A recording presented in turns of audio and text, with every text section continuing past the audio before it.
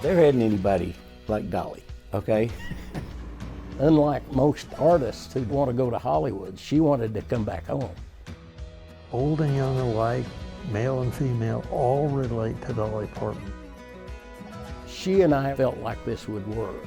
I think we turned the industry on its head.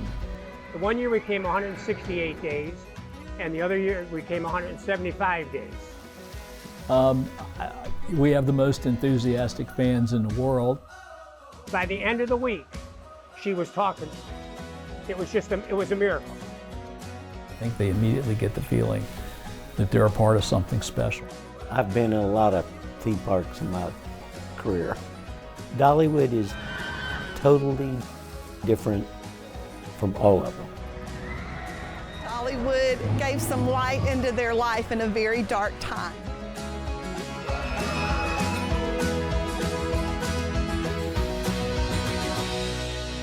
That's the Dollywood experience.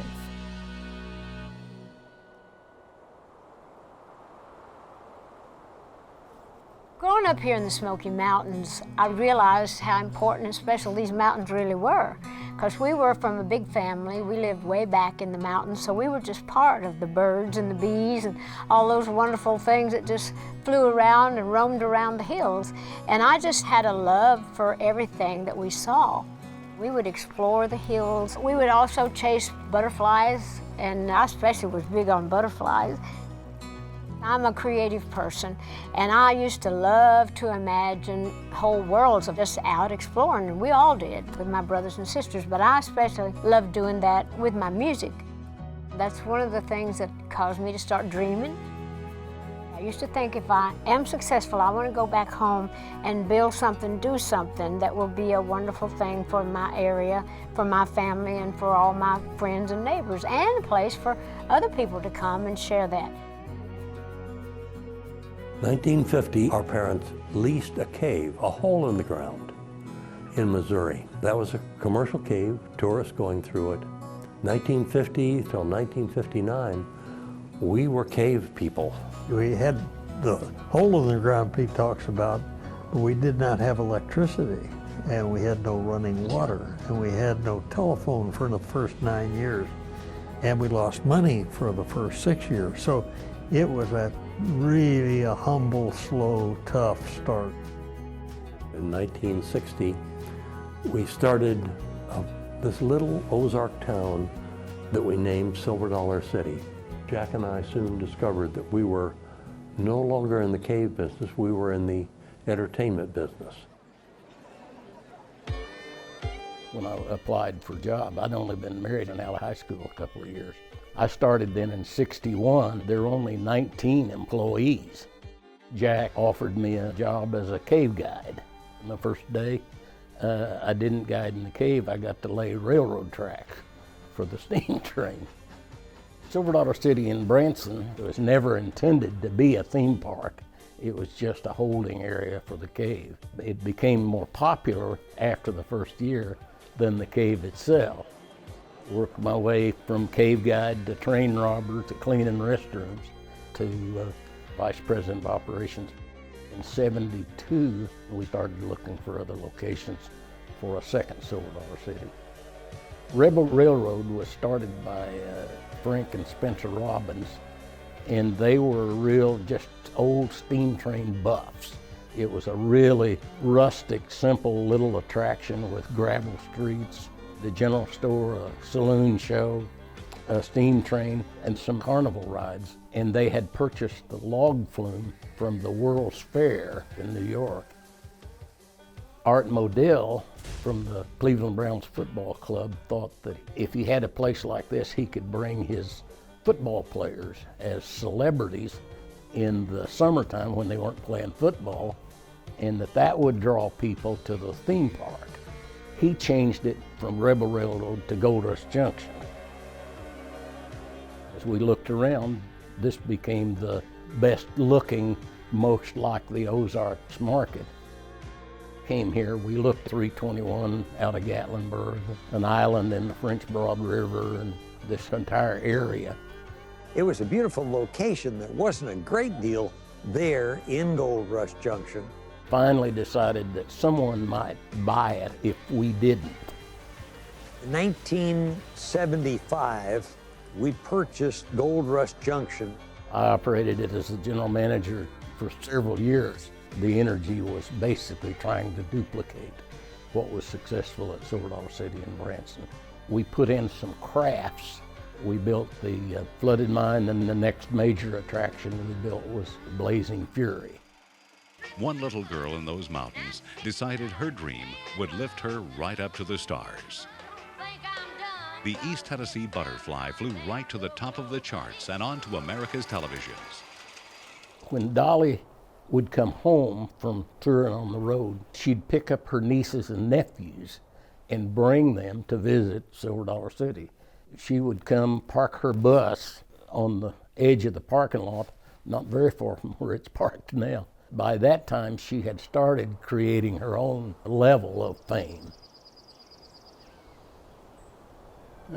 Sometime back in the early 80s, a mutual friend, Terry Garrison, was Dolly's bus driver. He was an acquaintance from southwest Missouri of mine, and he brought me on the bus to meet her for the first time. We had coffee and talked a little bit about our childhood and growing up poor and in the mountains of Missouri and here in Tennessee. And that was the first time that I can remember her saying something about, wouldn't it be fun to be in the theme park business or have your own theme park? And you know, you kind of pass those little comments off. When I first thought about being a star, after I started to actually see that it was going to be possible, I thought, you know, I really need to have something up in East Tennessee to bring honor to my family name and to kind of have something for my people. It was an area that really had a huge tourist attraction. The Great Smoky Mountains National Park is the most visited national park in the country. When we were kids, there was a park always there called Rebel Railroad. It was Gold Rush Junction, then Silver Dollar City. It was in '82. She announced on the Barbara Walters show that she was going to build a theme park in the Smokies. Dolly Parton wanted to build her own theme park because she wanted to employ her kinfolk. I remember the terror because we were struggling at that time. We figured we couldn't compete with her. There's no way with her popularity. Sherry and I flew out to Denver to meet her. She was in concert with Kenny Rogers there. I had heard numerous people say, very difficult lady to do business with. She's tough. So I went with fear and trembling.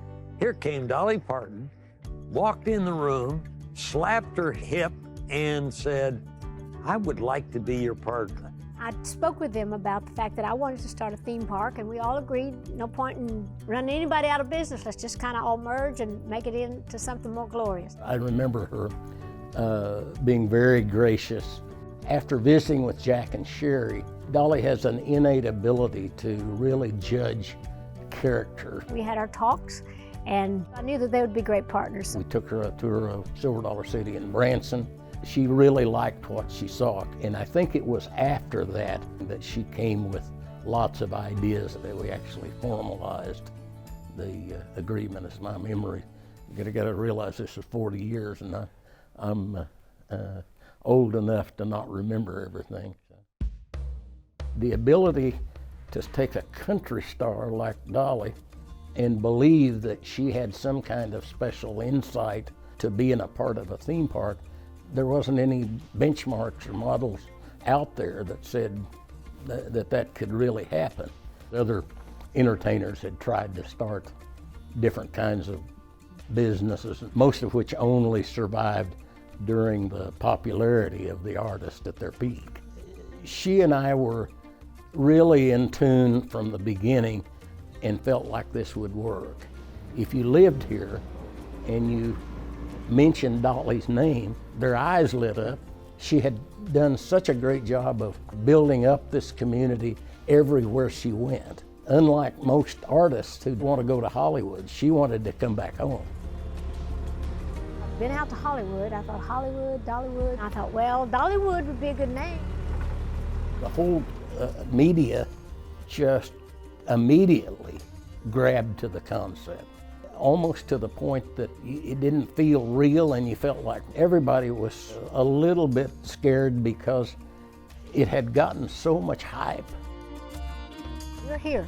We were opening the park. I remember thinking, oh no. I remember looking in the parking lot thinking, is anybody going to come? Just like when you have your first birthday party, you wonder if your friends are going to come and, you know, and all that. So I was like watching the cars, and then when I saw cars starting to come in, I was like so relieved, and I thought, yes, it's going to make it, it's going to make it. The important news today is that this is Dolly's homecoming day. Good morning, everybody, and welcome to Dollywood. I want to thank you, Governor, and thank you, Pigeon Forge, Sevier County, and thank you, God. Dollywood's aim is to make you feel as important on every visit as I feel today. Naturally, she had all her family there, and Herschends had all of their family, and I did. Everybody gave speeches, and the second it was over, it was like the relief, and Dolly ran over and just wrapped both arms around me and smothered me with a big kiss to say, hey, we did it. And never will forget that.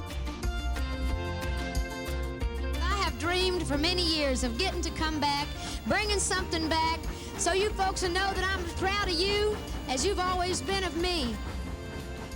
This was a dream of mine, and it actually happened. I knew Ted for years, and when they decided to do Dollywood, they said, we're going to need somebody to do that. And I said, I'll take that. So 27 years later, I retired and went to the house. We have 5 kids, and the boys would be with me at the park. The youngest one went to kindergarten, and they said, so what does your dad do? He said, he works at Dollywood. He picks up trash. This is like your house. You want it to be clean. So that's what I did when I was with the boys. So he just thought I was a trash guy. We had expanded, new ride, new theater, a museum for Dolly stuff. We said, okay, we're gonna be built for 1 million people. And the first month, we said, we're in trouble, because it was like, it's looking like 1.2 million or 1.3 million. We said, start building parking. You quickly figured out the love that this community has for Dolly. When you first meet her, you know why. In the early days, we had a meeting. We were pretty much through the event, and Dolly wasn't anywhere around. And so we started looking and found her in the kitchen, and she was with the staff. Regardless of what she was involved in, the CEOs of companies that had come to see her, she always had this other eye on who was in the background. At that given point in time, you are the most important thing in Dolly's world, and you realize that.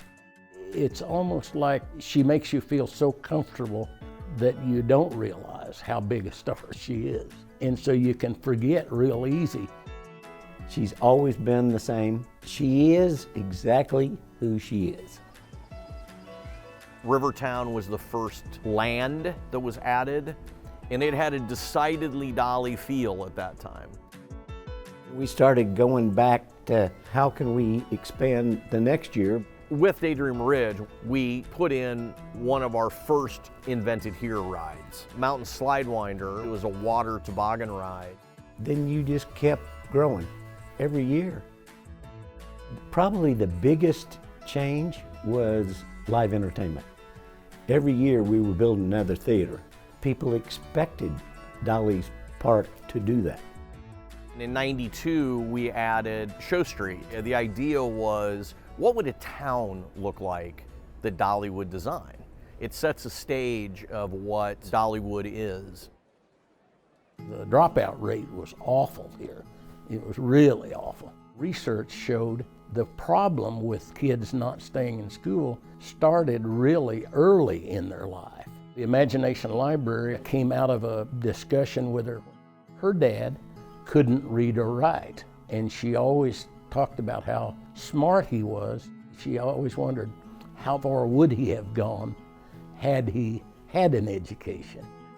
She talked about how at Christmas time people would bring food to their house because they were poor.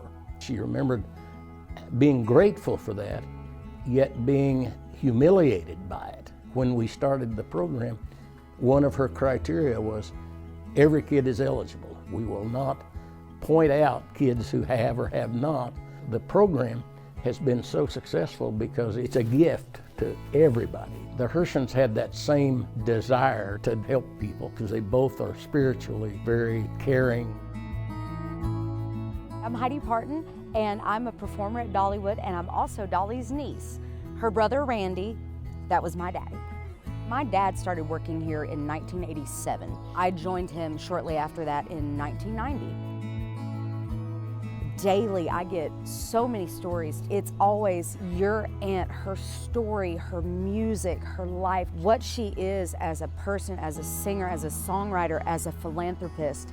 I did a show, and I came out to talk to the guest, and this lady was out with her little girl that she had adopted. And when she adopted her, she was a good bit older, and she was illiterate. She was like, your Aunt Dolly has changed her life, and she started crying.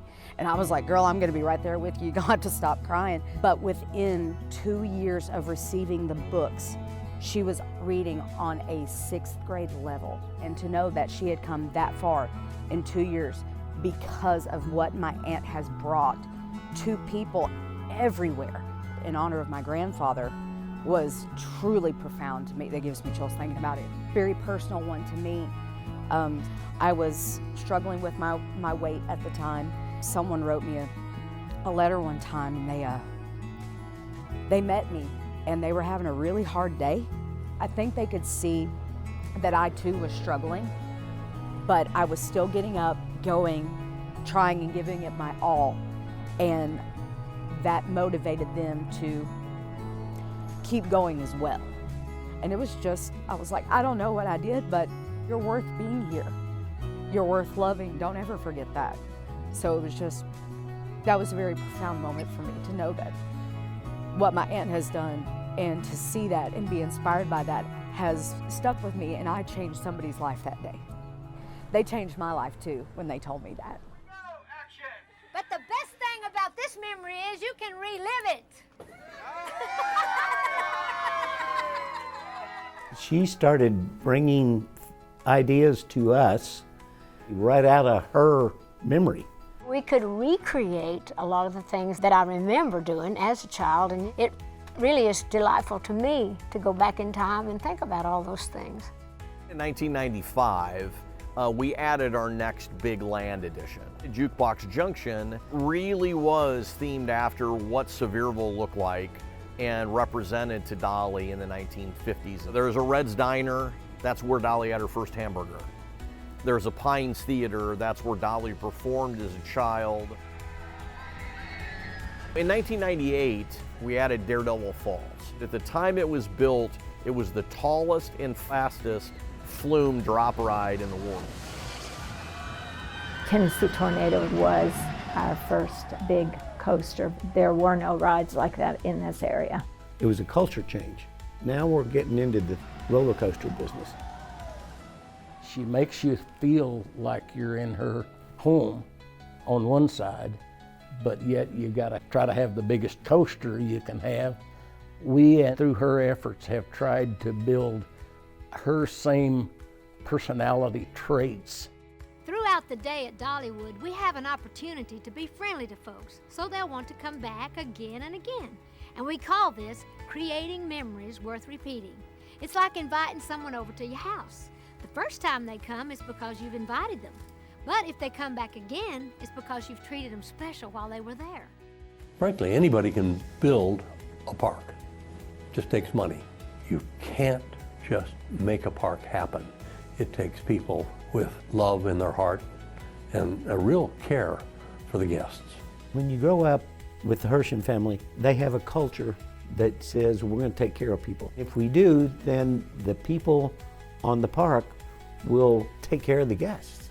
We're not employees, we're hosts, because when we invite you to our home, we are going to make sure that you feel like you're a member of our family or you're one of our closest friends.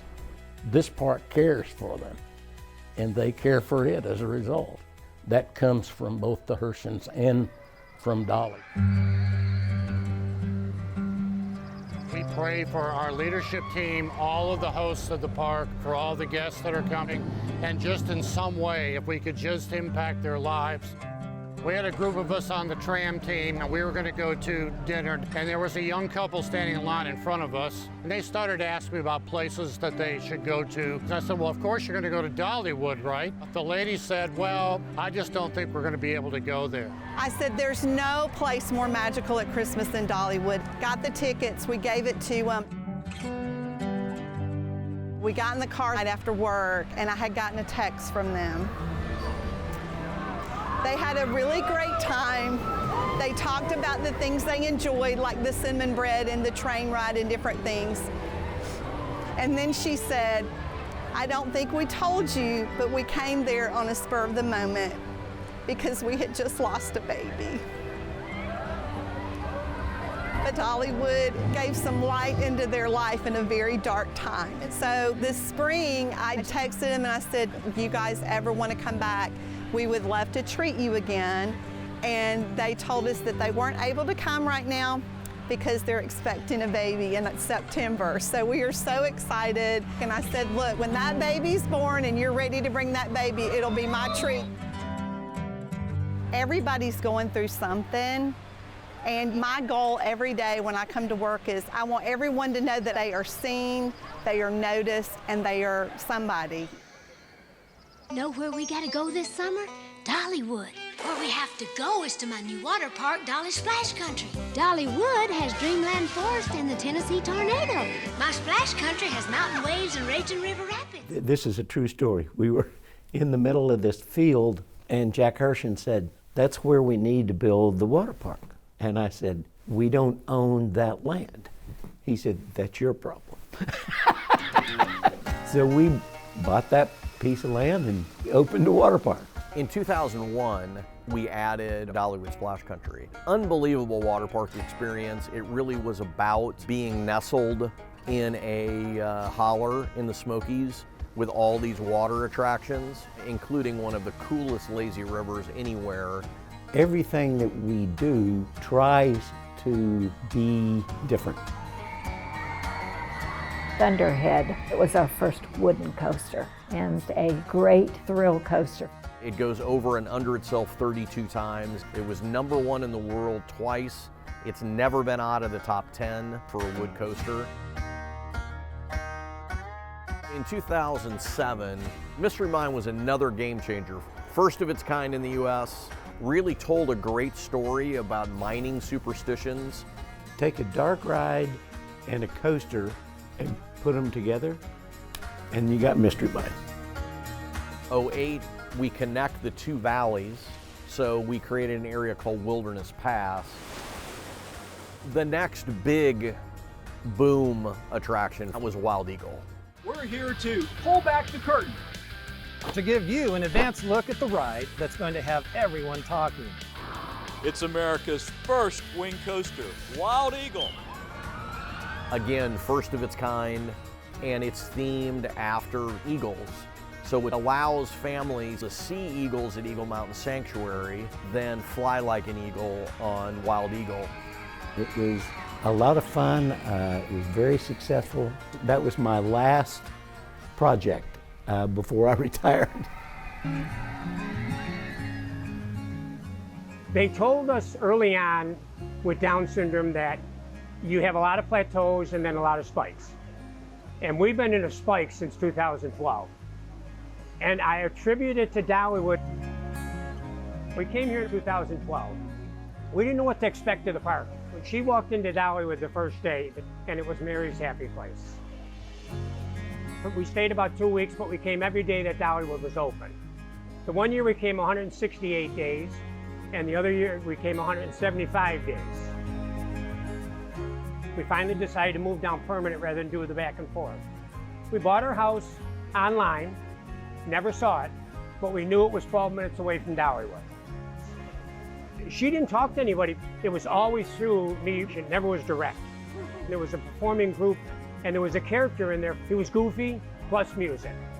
And that's Mary's perfect two things. She's studying him and looking at him, and he said hi to her, and she's looking at him, and she's looking at him, and by the end of the week, she was talking to Nathan. It was just it was a miracle. We have seen so much growth in her. Mary has like a sixth sense where she can pick up on people if there's a kind heart. There's just so many kind hearts in Dollywood that helped her to grow. Dollywood is Mary's happy place. This is it. It's God sent. When I set foot here, I was living a dream. I had worked in 3 different parks. At the time, I was ready to take on a new challenge. My wife and I had raised our 2 sons. A lot of the things that many parks struggle to attain, Ken and Barbara had established before I got here. Ted Miller provided a lot of context, and almost like a coach of a football team develops his playbook. We developed a strategic plan. Boy, I ain't seen that much action since my barn was on fire. Okay, let's see this sucker take off. The next big coaster we put in was Fire Chaser Express. It was the first forward and reverse launch family coaster. It allowed us to tell a story about firefighters here in the Smokies. So probably the biggest thing that happened all the way up through the history of Dollywood occurred in 2015. We finally built what Dolly'd been asking us to build for years, and that was our first resort hotel, Dreammore Resort and Spa. And it provides us a real destination feel.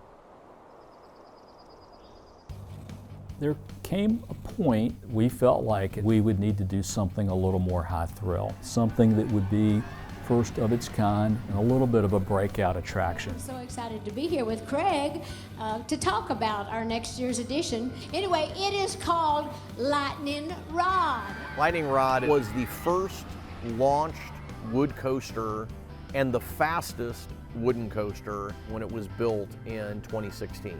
Very out of control ride, all themed after Hot Rod. Fits very nicely in that Jukebox Junction area of the park. When you create something that is an innovation, there are some hiccups along the way. And we finally shifted it over to high-speed chain lift. Ride is as good or better than ever, and now it's a reliable runner for our guests to have an opportunity to ride it. During all this time, there's been a few challenges where we've had to come together, and the fires are probably the greatest example. As the day progressed, the fires got worse. I remember going immediately to Dreammore.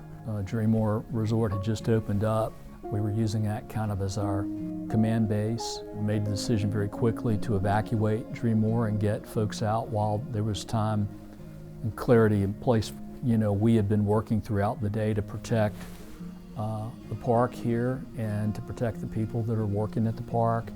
I remember distinctly that night as I sat up on the ridge, the parking lot for Splash Country, and watched the fires sort of take out cabin after cabin, wondering, you know, what the morning would look like. I mean, the weather did turn, and we were fortunate not to have any more loss that we did, but this is the scariest moment in my professional life. The stories around what individual people did to help keep the park safe, help keep one another safe. There's hundreds of stories out there, I'm sure, that have never been told. It burned the woods right down to the railroad track here. It also burned several thousand homes in Gatlinburg area, Pigeon Forge, Sevierville, everywhere. 650 families had gone through a disaster. The minute that Dolly heard that it was burning people's homes, The first thing she did was say, what are we going to do? Those are my people. People who had lost their house need something right now. As a result of that, we raised $13 million. We gave all the money away to everybody that lost their home. We almost reach a point where the park is too crowded, and so we literally went off trying to figure out the best place to expand and how. We went to Dolly with the challenge, and she told us the story of how she'd venture off into the mountains. When we created Wildwood Grove, I really wanted it to be a place where kids and parents could experience what we did as children. A lot of little children live in big cities and subdivisions, and they don't really get that experience about being out in the wild.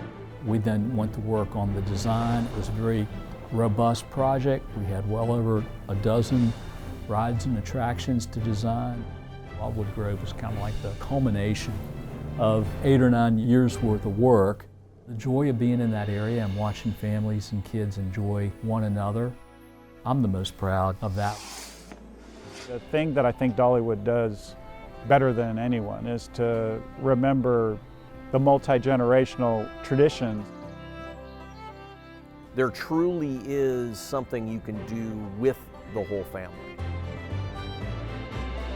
From the very beginning, festivals have been an important part of who Dollywood is. Entertainment is also a pillar. We have had some unbelievable shows through the years that we've created. Food has been a part of not only Dollywood, but Dolly's life forever. The South can't have a fun place to go without food. Can you believe I get paid to do this? So I joined the company in November of 2019, which was a really spectacular time. Wildwood Grove opened in May, the largest expansion to date. Think about the transition, reopening in March of 2020. Everyone probably would remember that's exactly when COVID hit us. Our CEO, Andrew Wexler, allowed us a chance to do something that the industry wasn't doing. No one was buying for the future because no one really understood the impact of COVID. And we actually put a request for a proposal out to the industry that we were going to design the largest family roller coaster in Herschend history. Big Bear Mountain wraps itself around Wildwood Grove. It really reinvented a family thrill coaster. Big Bear Mountain, Big Bear, we're looking for you. As we came out of COVID, we opened a second resort, Heartsong Lodge and Resort. Heartsong is about how Dolly returns to the mountains and centers herself in her tie to the mountains. But it makes no difference just how far I roam. I still cling to that part that is so dear to my heart. My faith in God and memories of home. In 2024, we added the Dolly Parton experience. It's a multi-sensory experience. And if you didn't know a lot about Dolly Parton, you could come here and learn about her life journey. One of the funnest parts about my job as the president of the company is putting wings to Dolly's dreams for the future. We have lots of property to expand to. We own 1,100 acres. We have 400 acres set aside for our hospitality business, for our resorts. We actually have 5 that we intend to build here. Then also an outdoor resort. You know, you can picture a campground, but camping Dolly style. Her and Carl Dean, they love to camp. A lot of times they'd camp together. Each of the 3 resorts that we're adding in our future will tell a unique story for Dolly. Those are written right now.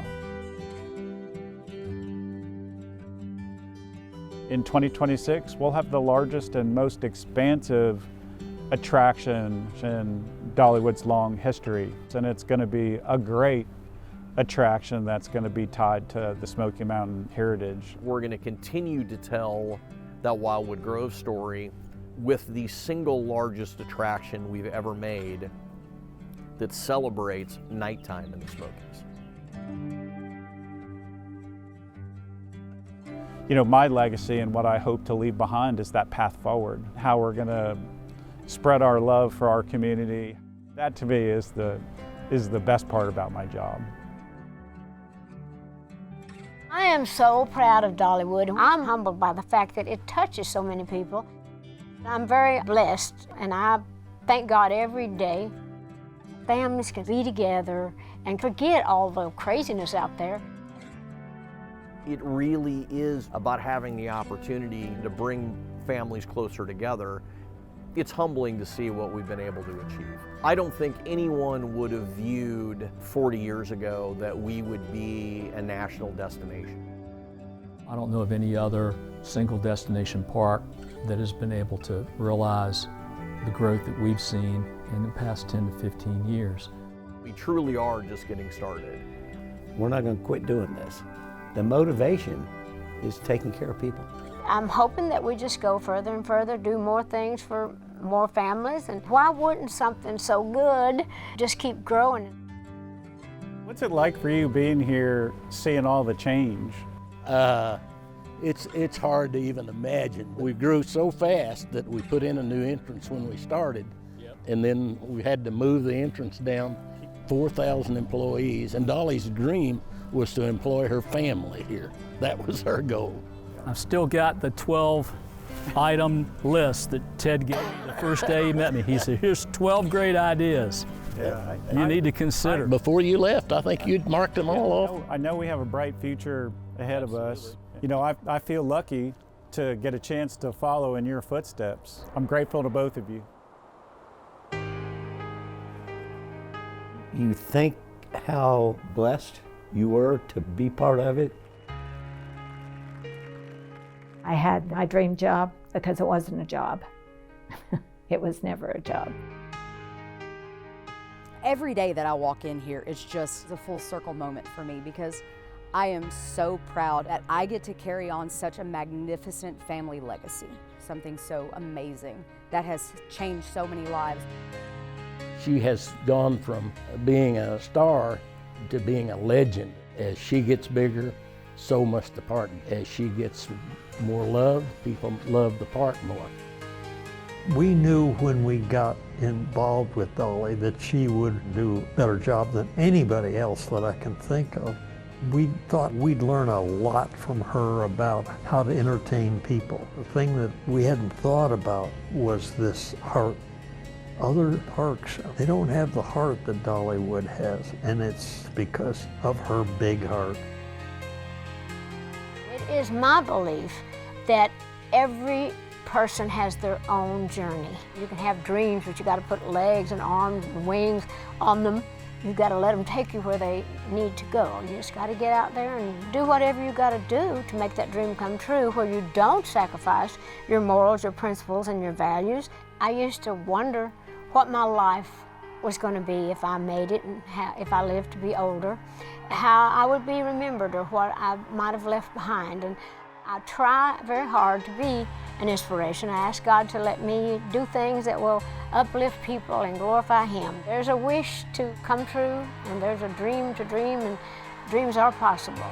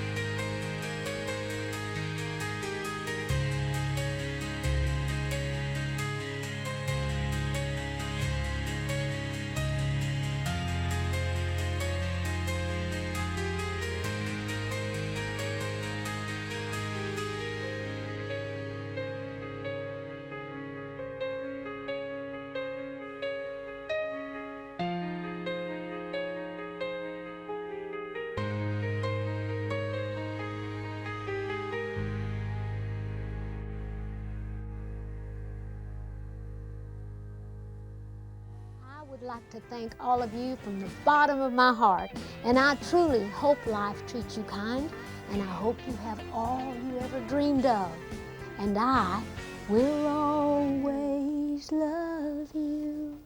I will too.